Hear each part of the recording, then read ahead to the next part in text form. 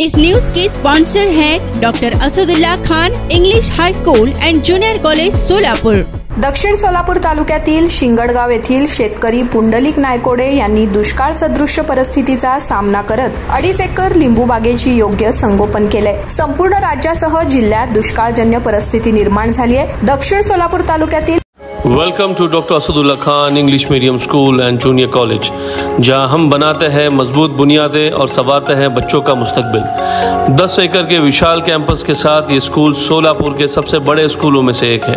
यहाँ natural football ground, volleyball court, basketball courts और बच्चों के लिए एक चिल्ड्रंस प्ले पार्क है। क्वालिफाइड टीचर्स के साथ साथ डिजिटल क्लासरूम्स भी है।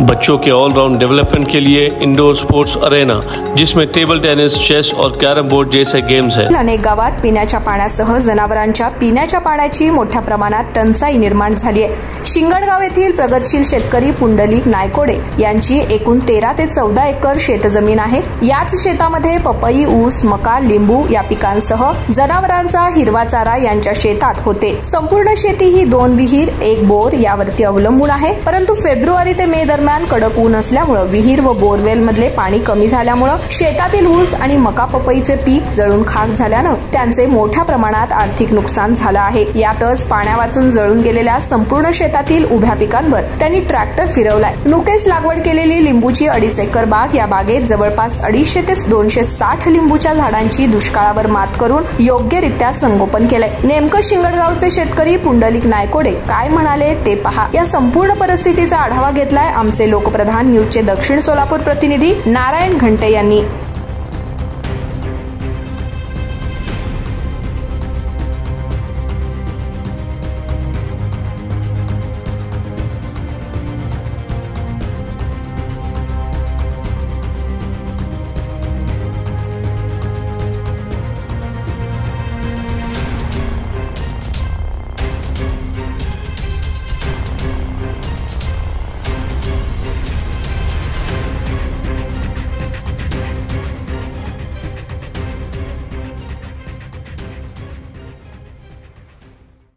नमस्कार।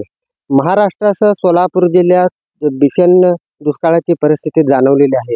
विशेषतः मोठमोठ्या विहिरी असतील, कूपनलिका असतील, बोरवेल्स असतील, मोठ्या प्रमाणात पाण्याची पातळी खाली गेल्यामुळे संपूर्ण जिल्ह्यात दुष्काळाची परिस्थिती निर्माण झालेली आहे।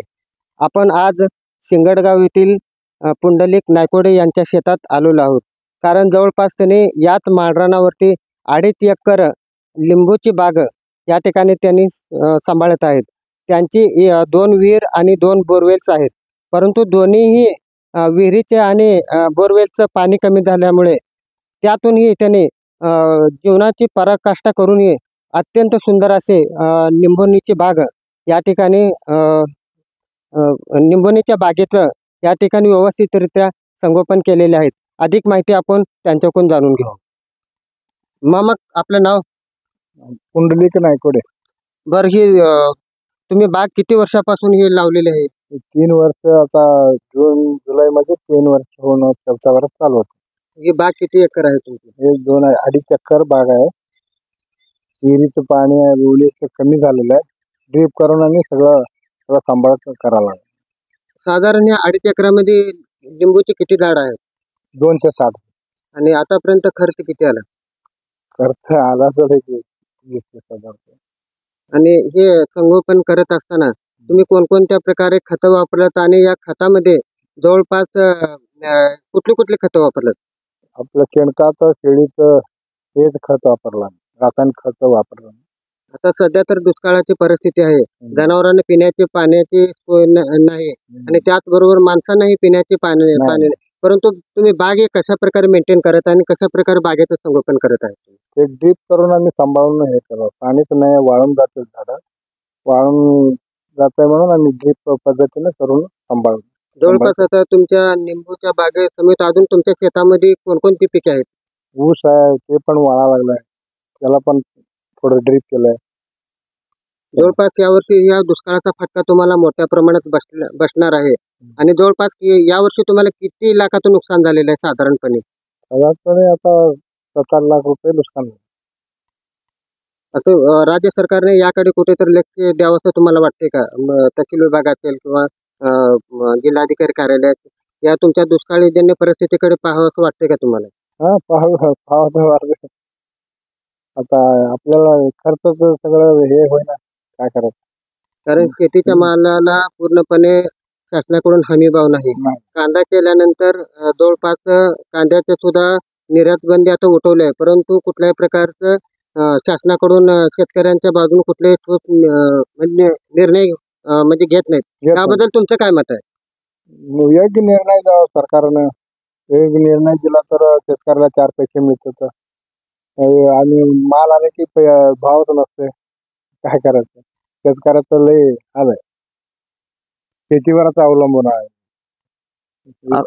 आपल्या समेत दक्षिण सोलापूर तालुक्यातील शिंगाडगाव येथील पुंडलिक नायकोडे यांनी त्यांची प्रखर जी परिस्थिती सध्या निंबोनीची बाग कशा प्रकारे सांभाळत आहे, त्याचबरोबर निंबूच्या बाग सांभाळण्यासाठी साधारणपणे किती खर्च आला आणि या व्यतिरिक्त त्यांच्या शेतामध्ये कोणकोणते पीक आहे याची सविस्तर माहिती दिलेली आहे. कॅमेरामॅन राजेदत्त रासुलगीकर सह नारायण घंटे, लोकप्रधान न्यूज, सिंगड़गांव. राइफल शूटिंग और आर्चरी की भी फैसिलिटीज तैयार की जा रही है। आत्मविश्वास बढ़ाने और आत्मरक्षा सीखने के लिए लड़कियों और सभी स्टूडेंट्स के लिए टेक्वांडो एंड कराटे सेशंस रखे जाते हैं। साल भर 100 से ज़्यादा मज़ेदार एक्टिविटीज़ करवाई जाती है, जिनमें कम्युनिटी हेल्पर्स डे, अजान और कीरत कंपटीशन, वेजिटेबल मार्केट डे, वुजू डे, सलाह day, maths quiz, annual sports day और फूड फेस्टिवल जैसे कार्यक्रम शामिल हैं। बस फैसिलिटीज शहर के हर कोने से अवेलेबल है। अपने बच्चे की ओवरऑल डेवलपमेंट और बेहतर फ्यूचर के लिए आज ही एनरोल कीजिए doctor Asadullah Khan English medium school and junior college में।